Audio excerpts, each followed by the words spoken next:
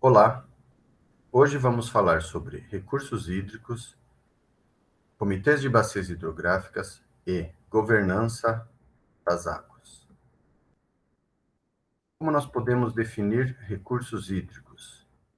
São as águas superficiais e subterrâneas disponíveis e acessíveis para uso antrópico direto ou para alguma atividade de interesse antrópico. E o que é a água? É uma substância química cujas moléculas são formadas por dois átomos de hidrogênio e um de oxigênio, líquida, incolor, insípida e inodora. A água é o principal constituinte dos fluidos dos seres vivos e é solvente para muitas outras substâncias. E o que é essa água, então? É a parte líquida que cobre aproximadamente 70% da superfície terrestre, sob a forma de oceanos, mares, lagos e rios. Pode ser encontrada nos estados líquido, sólido e gasoso. Também pode ser doce, salobra ou salgada. No corpo humano, ela constitui em torno de 70% do nosso volume. A água também define épocas de migrações de animais, períodos de crescimento de vegetais e interfere nas relações inter e intraespécies com muita profundidade. A água também foi o fator de definição da localização de quase todas as grandes cidades do mundo. Nós temos aqui um exemplo da esquerda para a direita, a cidade de São Paulo, com destaque para os rios Tietê e Pinheiros, a cidade de Nova York, com destaque para o rio Hudson, a cidade de Paris, com destaque para o rio Sena, e a cidade de Berlim, com destaque para o rio Spree. A água é componente fundamental para a produção dos mais variados tipos de bens de consumo e de produtos, sejam eles alimentícios, farmacêuticos, vestuário, construção e, de alguma forma, em todos os demais produtos. A água também é meio de transporte para pessoas e cargas e está relacionada a um grande número de destinos turísticos na atualidade. Também a água é representativa dos diversos valores sociais e culturais de inúmeras sociedades desde a antiguidade até o momento atual. É meio de vida para muitas espécies que nela habitam e também para as espécies que dela dependem diretamente como fonte de recursos necessários para a sua sobrevivência. E onde está essa água? Ela está distribuída por todo o nosso planeta e ela está se movimentando o tempo todo, compondo o chamado ciclo da água ou ciclo hidrológico. Aqui nós vemos uma figura que mostra este ciclo. Vamos fazer uma análise sintética dele, começando pela evaporação dos oceanos. Da mesma forma, ocorre a evaporação dos mares, a evaporação dos grandes lagos, dos grandes rios e também dos pequenos, né? Essa evaporação também ocorre nos solos e nos corpos dos seres vivos, sobretudo nos corpos dos vegetais, onde é denominada de evapotranspiração. Toda essa evaporação sobe pela atmosfera, onde se condensa e é movimentada pelas massas de ar, pelos ventos, levando para as mais diversas regiões, e no caso aqui da nossa figura, mostra ela chegando sobre os continentes. Nos continentes, essa água condensada, somada com mais água, com mais vapores que vão aumentando o volume dessas gotas, ocorre a precipitação. E essa precipitação, ela traz a água para a superfície. Na superfície, a água pode escoar ou ela pode infiltrar. Se ela infiltrar, vai fazer parte da constituição do solo, ela vai se deslocar dentro do perfil do solo, chegando até profundidades maiores, formando um nível de base que posteriormente vai originar as nascentes, ou então ela vai infiltrar mais profundamente, chegando até os aquíferos. E este é um dos pontos mais importantes do ciclo para nós, porque é onde nós mais temos interferido e é onde mais nós temos possibilidade de mudar as nossas relações com o ciclo da água. Então, vamos destacar aqui a importância da infiltração da água. Ela, quando infiltra, não causa erosão ou causa muito pouco. Desta forma, ela não vai levar solo junto com a água, não vai levar nutrientes e, assim, não empobrecendo agropecuaristas e a sociedade em geral. A água que infiltra também não vai causar assoreamento de corpos d'água, garantindo a manutenção de ecossistemas dos rios, a perenidade dos reservatórios e o atendimento das demandas por água e energia. De que forma? Compondo o nível de base, o lençol freático, e voltando lentamente, purificada para a superfície, por meio das nascentes. A água que infiltra não vai acumular superficialmente e, portanto, não vai causar inundações, sobretudo em áreas urbanas. A água que infiltra é liberada aos poucos via nascente, mantendo a perenidade e o volume dos rios por períodos consideráveis, podendo permanecer no solo por dias, semanas, meses, anos, brotando posteriormente em épocas que não está chovendo. É isso que mantém os nossos rios com água corrente, mesmo quando não chove há dias ou semanas. A água que infiltra, ela brota nas nascentes puras, porque este deslocamento entre as partículas de solo faz com que ela vá sendo purificada. A água que infiltra recarrega os aquíferos. Em áreas de produção, em áreas de agricultura, de pecuária, a água que infiltra no solo fica armazenada neste solo para que as plantas possam puxá-la posteriormente e usar nos seus processos fisiológicos. Desta forma, o solo se mantém mais úmido, as plantas se desenvolvem melhor e dão maior retorno econômico. Então, gerir a água, fazendo com que ela infiltre no solo, também garante a nossa segurança alimentar, além da segurança hídrica.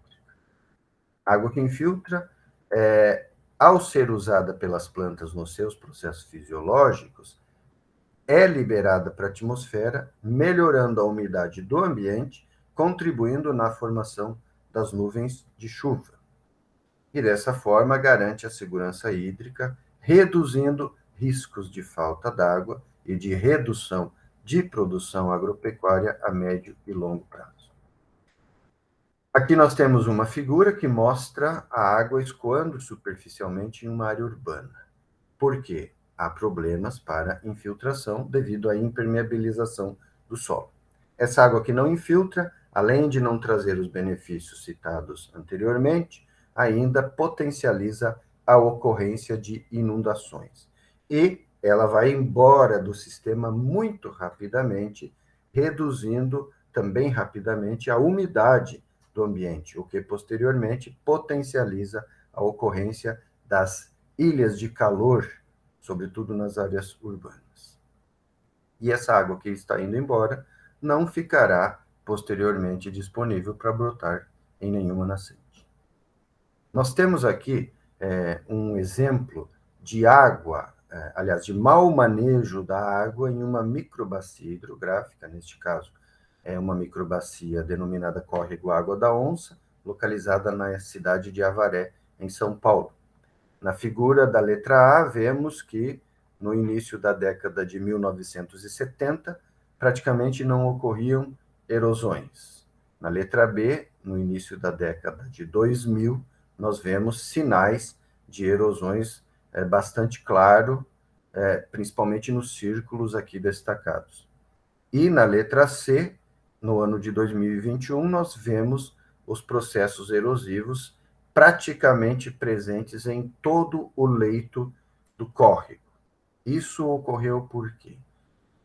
Conforme visto na figura do slide anterior, a impermeabilização do solo concentra água na superfície, E se não há uma preocupação com o manejo adequado da água pluvial, ela é direcionada, concentrada para pontos específicos, e aí ela chega em grande volume, com grande energia, causando as erosões e, posteriormente, os assoreamentos, que é o que nós vamos ver agora nas próximas imagens. Aqui na letra A e na letra B, nós vemos fotografias de julho de 2018 e de agosto de 2019. Percebemos claramente que houve um avanço no processo erosivo. Nas figuras das letras C e D, nós vemos o quanto avançou. Em um ano, avançou 50 metros a cabeceira dessa erosão, que se tornou numa vossoroca. Vejam aqui uma foto tirada lá no local. O tamanho é impressionante e o resultado também, né? Essa figura mostra o assoreamento de uma represa que havia no fundo do vale, onde a Sabesp captava água, inclusive, para atender parte da população de Avaré, e que hoje está completamente tomada pelos sedimentos trazidos das erosões que estão a montante, acima. Se olharmos com mais atenção aqui na figura, vemos que até as árvores componentes da mata ciliar morreram, devido à grande mudança que ocorreu no ambiente por conta da entrada desse grande volume de sedimentos. Aqui nós vamos ver mais alguns exemplos dos problemas que nós temos causado ao interferirmos no ciclo da água. Nós temos nessa figura uma senhora sendo arrastada por uma enxurrada em uma rua da cidade de Valparaíso, em Goiás. Imaginemos que esta é uma cena bastante complexa de se assistir e mais ainda de se viver. Nós temos aqui uma outra figura mostrando o Parque do Povo em Presidente Prudente, onde também tem ocorrido muitos processos de inundação devido ao manejo inadequado da bacia de captação do córrego Água do Viado, que passa por este local. E na figura de baixo nós vemos a parte da cidade de Avaré, também em São Paulo, onde o fundo do vale está inundado por conta da grande impermeabilização que a maior parte da bacia de contribuição do Ribeirão Lajeado sofreu. Então, uma bacia muito impermeabilizada, a água escoa em grandes volumes superficialmente, o córrego ou o ribeirão não dá conta de levar toda essa água para pontos mais baixos e ela fica acumulada por alguns períodos, causando inúmeros transtornos, inclusive a perda de patrimônios e de vidas humanas.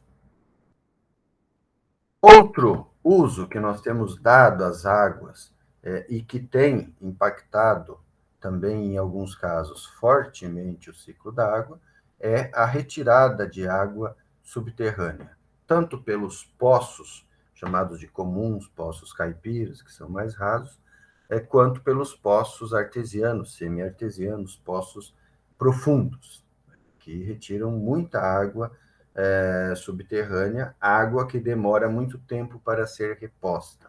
Então, o que tem acontecido é um aumento na retirada e uma redução na recarga devido à impermeabilização da superfície em áreas cada vez maiores dos nossos continentes. Isso está esvaziando as águas subterrâneas, o que potencializará problemas bastante severos para os próximos anos.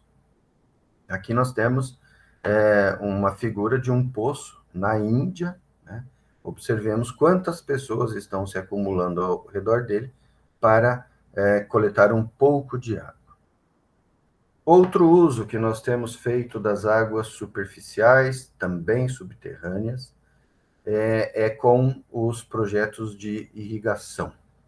No Brasil, em torno de 70% das águas utilizadas são para irrigação.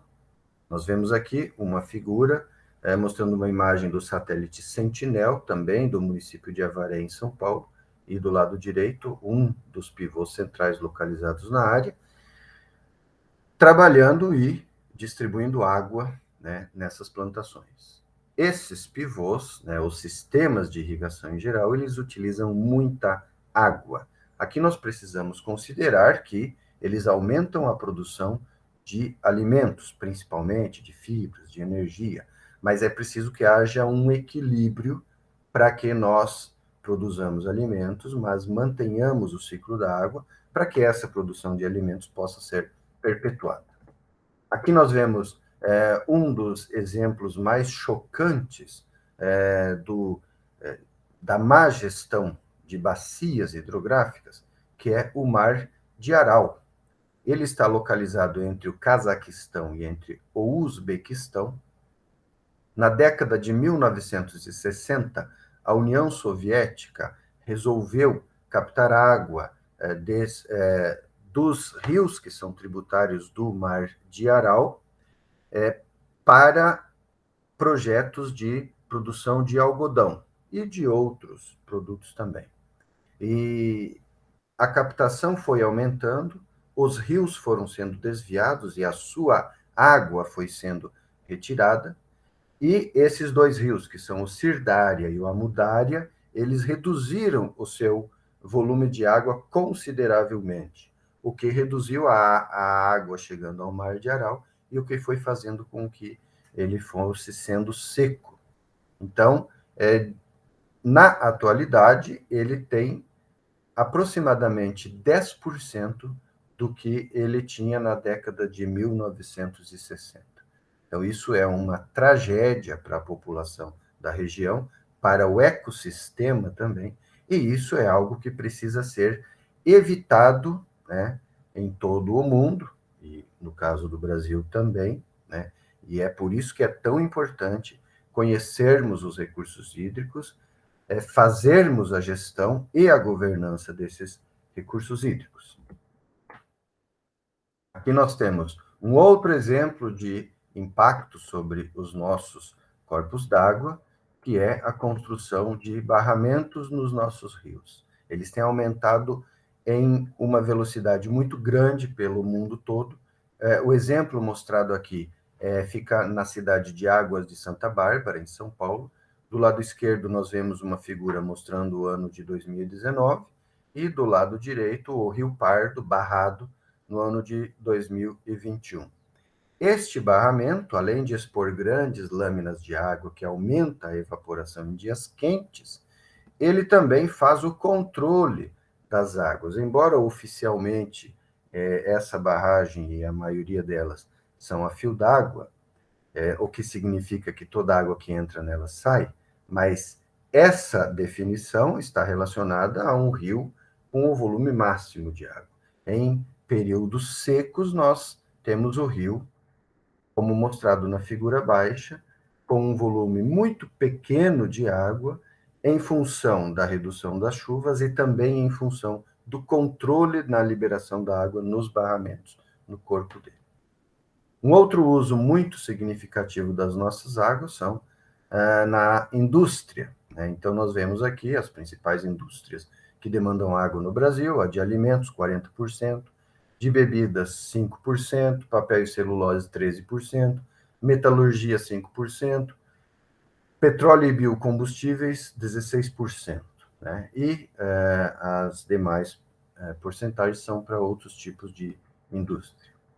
Além disso, quando nós captamos água para usar nas áreas urbanas e nas atividades industriais, principalmente, mas sobretudo nas áreas urbanas, nós temos um grande problema de desperdício, né? Em algumas regiões do Brasil, nós chegamos a ter mais de 70% da água coletada e tratada perdida nos encanamentos e nos sistemas de distribuição. Isso precisa ser modificado com urgência para que possamos reduzir os volumes de água captados nos nossos corpos d'água. Outro problema que nós temos gerado aos nossos corpos d'água é o lançamento de efluentes. A figura mostra um manancial de onde a água está sendo captada, o tratamento, a distribuição na cidade, a coleta de esgoto e o lançamento de efluentes. Infelizmente, nós ainda temos a maior parte dos esgotos no Brasil não sendo tratados, e o lançamento desses efluentes, e em muitos casos do esgoto in natura, tem sido feito diretamente nos nossos rios ou após passar por alguma lagoa de decantação, alguma lagoa que reduz um pouco o potencial contaminante. E isso precisa ser mudado, e isso é um dos nossos desafios com a governança das águas no nosso país. Nós temos mais duas figuras, as duas mostram as condições de dois córregos no município de Ourinhos, em São Paulo, onde nós temos lançamento de esgoto in natura, né? E neste caso as águas são completamente contaminadas e inutilizadas para outros usos, principalmente de quem estiver a jusante e que venha a precisar dessas águas. Aqui nós temos exemplos também dos nossos corpos hídricos pelo mundo afora sendo transformados em grandes depósitos de lixos e dos mais diversos tipos de resíduos. A figura de cima mostra o Rio da Prata, na Argentina, a figura de baixo mostra parte de uma área urbana em Gana. Então, como usar essa água, evitando esse conjunto de problemas? Nós precisamos fazer o planejamento, a gestão e o manejo integrado dos recursos hídricos, a dita governança, né? E onde nós vamos fazer a gestão dessas águas? Nós precisamos começar nas nossas casas, nas indústrias, nas escolas, no comércio, na agricultura, na pecuária, nos sistemas de captação e de descarte de água, de efluentes e de resíduos, né? Lembrando que a água, nas porções continentais do nosso planeta, normalmente está integrada a uma bacia hidrográfica. E, portanto, é nas bacias que o conjunto de ações para a preservação e recuperação dos recursos hídricos precisa ser feito. E o que é uma bacia hidrográfica? São áreas da superfície terrestre definidas pelo escoamento superficial e subsuperficial das águas da chuva, que ao caírem são direcionadas a partir dos divisores de água para as regiões mais baixas do relevo, pela força da gravidade, pelas ravinas, canais, córregos e tributários, até alcançar um rio principal. Aqui nós vemos uma figura mostrando o exemplo de uma bacia, neste caso é a bacia hidrográfica do Rio Pardo, aqui no centro-sul do estado de São Paulo. Nós temos destacados os divisores de água, que são as bordas superiores, também são chamados de espigões. Nós temos os divisores internos, que dividem as subbacias e as microbacias. Nós temos os rios, que são os tributários. Nós temos os talvegues, que são as porções mais baixas do relevo. Nós temos as nascentes, chegamos a um rio principal, e temos o exutório, que é o termo normalmente utilizado para rios que desaguam em outros rios maiores. Quando desaguam no mar ou em rios muito grandes, esse termo também é chamado de foz. Aqui nós temos uma fotografia mostrando o divisor de águas entre a bacia hidrográfica do Rio Novo e do Rio Turvo, aqui no município de Ocauçu, São Paulo, e o divisor de água é exatamente a BR-153, que passa no Espigão, fazendo com que a água que caia para o seu lado direito vá para a bacia do Rio Turvo, e a que cai para o lado esquerdo vá para a bacia do Rio Novo, para quem está indo no sentido norte. Aqui nós temos um mapa que mostra o relevo do Brasil, onde se destacam as nossas principais bacias hidrográficas. Então, se nós olharmos lá no Rio Grande do Sul, nós temos mais ou menos no centro, na cor mais verde, a bacia do Rio Jacuí. Nós temos no nordeste do Rio Grande do Sul a bacia dos rios Taquari e Antas, que ficaram bastante conhecidos há menos de 2 meses atrás, quando das grandes inundações que lá ocorreram. Vindo para o norte, nós temos na divisa do Rio Grande do Sul e Santa Catarina, a bacia do Rio Uruguai.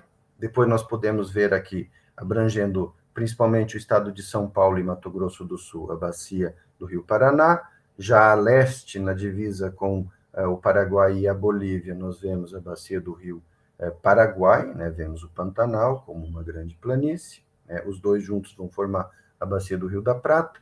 Subindo em direção ao Nordeste, nós vemos a bacia do Rio São Francisco, mais ou menos no centro do Brasil nós vemos o Tocantins-Araguaia, e aqui na região norte nós vemos os principais tributários da bacia amazônica. Além dos aspectos naturais, a bacia hidrográfica é definida pela Política Nacional de Recursos Hídricos, a Lei 9433 de 1997, como a unidade básica para a gestão dos recursos hídricos no Brasil.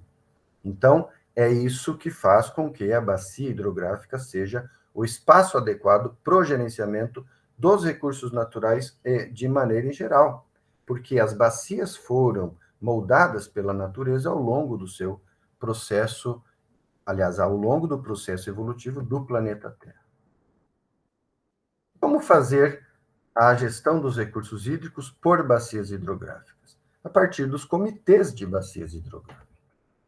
Então, os comitês de bacias hidrográficas são órgãos de definição das políticas de gestão, manejo, planejamento, de governança das águas, que tem como área de atuação a totalidade de uma bacia, uma subbacia, ou um conjunto de bacias ou subbacias hidrográficas contíguas. Essas pessoas, representando os governos, os usuários, a sociedade civil, vão se reunir para analisar a situação das bacias, para estudar essas bacias e para propor soluções para as questões que surgem no dia a dia das bacias e da utilização da água oriunda delas. O que compete aos comitês de bacias? Debater questões relacionadas a recursos hídricos, articular a atuação das diferentes entidades que compõem, arbitrar conflitos relacionados a recursos hídricos, aprovar o plano de recursos hídricos, acompanhar a execução do plano de recursos hídricos e também definir no seu território quais são os usos considerados de pouca expressão para que, nesse caso, esses usos de pouca expressão tenham isenção da obrigatoriedade da outorga de direito de uso de recursos hídricos. E também os comitês estabelecem os mecanismos de cobrança pelo uso dos recursos hídricos e sugerem os valores a serem cobrados. Os comitês de bacia, então, eles são compostos por representantes da União, dos estados e dos municípios, que fazem parte dos órgãos de governo, por representantes dos usuários das águas, que utilizam a água na área de atuação do comitê, e por representantes das entidades civis de recursos hídricos. Neste caso, é importante diferenciar que o usuário da água é aquela pessoa ou aquela instituição que capta grandes volumes de água para utilizar em algum processo produtivo ou para atender a demanda da população de uma cidade. Tá? E nas entidades civis estão pessoas que fazem parte de organizações não governamentais, associações, sindicatos, escolas, universidades e tal. Um detalhe importante é que o número de representantes tem que ser equilibrado e não é possível que os poderes executivos federais, estaduais e municipais tenham mais do que a metade do total de membros. Os comitês de bacia são importantes para a governança dos recursos hídricos porque contribuem para a proteção dos ecossistemas aquáticos, para a garantia da disponibilidade de água para os usos múltiplos, também para o combate à poluição e à adaptação às mudanças climáticas. A governança dos recursos hídricos envolve a definição de políticas, regulamentações e práticas para gerenciar a água de forma eficiente e equitativa. Os comitês de bacias, nesse caso, desempenham esse papel promovendo a participação e coordenando os atores envolvidos na gestão da água. A governança, então, é o conjunto de processos que definem e apontam quais as metas de gestão que devem ser seguidas, e ela deve viabilizar a estrutura para definir as atividades de gestão das águas a serem implantadas. Palma, em 2017, sugeriu que existem 6 pilares para a governança das águas: o monitoramento quali quantitativo dos recursos hídricos, a participação pública, os instrumentos de planejamento, ou seja, os planos de recursos hídricos que são feitos nos comitês de bacias, o controle do uso a partir dos mecanismos de cobrança e de outorga do direito de uso, os sistemas de informação e a gestão pública por meio das instâncias corretas, buscando a solução das questões em cada um dos níveis a que se deve recorrer. Os desafios relacionados à governança da água. Melhorar a eficiência do uso em diferentes setores, tanto nas áreas urbanas como nas áreas rurais. Desenvolver instrumentos econômicos e de comando e controle que estimulem a utilização mais eficiente da água. Definir o tipo de política de recursos hídricos que deve ser desenvolvido a nível nacional, regional e internacional para atingir eficiência e eficácia no uso da água e na conservação ambiental. E aqui nós colocamos também a questão internacional, porque o Brasil é um país que tem bacias hidrográficas cujos rios vêm de outros países e também tem bacias hidrográficas cujos rios vão para outros países, né? O primeiro exemplo é que vem de outro país, os rios da bacia amazônica, que vão para outros países, os rios das bacias do Paraguai e do rio Paraná. Também é importante que se desenvolvam políticas voltadas a fontes de financiamento para os setores de abastecimento de água e saneamento e apontar caminhos de como prestar esses serviços para as populações mais carentes, né? É importante ainda que a atuação nos níveis local, nacional, regional e global conecte estes níveis e possibilite a articulação dos diferentes níveis de governança para se alcançar os objetivos comuns. Então, os arranjos de governança para a gestão das bacias hidrográficas devem visar a garantia do acesso à água e, para isso, instituir normas visando a proteção da qualidade das águas e a segurança hídrica. Neste contexto, o principal desafio da governança da água no Brasil é fortalecimento dos órgãos estaduais de gestão de recursos hídricos para que, em articulação com a Agência Nacional de Água e Saneamento, possam regular e fiscalizar os múltiplos usos da água em todas as bacias hidrográficas brasileiras. E com isso, então, eu encerro esta apresentação, reforçando que, para a gestão dos recursos hídricos, é importante que os comitês tenham a participação da população e que os comitês consigam desenvolver métodos e técnicas e estratégias de governança, tanto no comitê quanto na relação para com outros comitês e para com os órgãos estaduais e federais.